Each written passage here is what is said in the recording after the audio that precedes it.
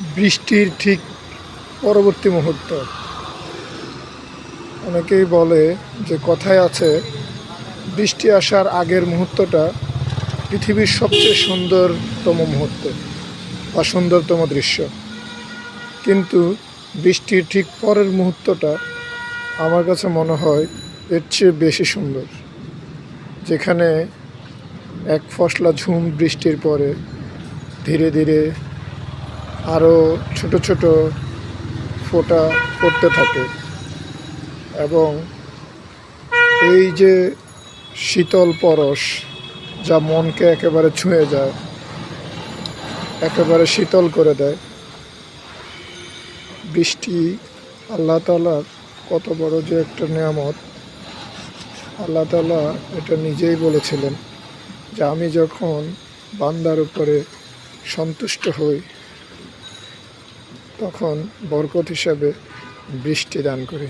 তিনি আরেকটি কথা বলেছিলেন, এবং কন্যা সন্তান দান করি। আমি এখন আপনাদেরকে দেখাবো, এটা উত্তরা 4 নম্বর সেক্টর কবরস্থান। এই কবরস্থানে শুয়ে আছেন অসংখ্য অসংখ্য মানুষ। এটা একটা প্রসিদ্ধ কবরস্থান। অসংখ্য মানুষ শুয়ে আছেন। কত সুন্দর বৃষ্টি হয়ে গেল, শীতল হয়ে গেল তাদের শরীর।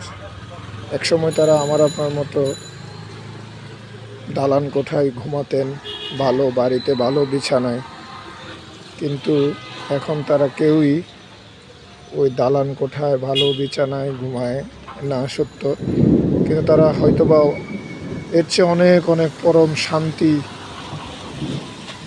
পরম নিদ্রায় তারা শায়িত আছেন।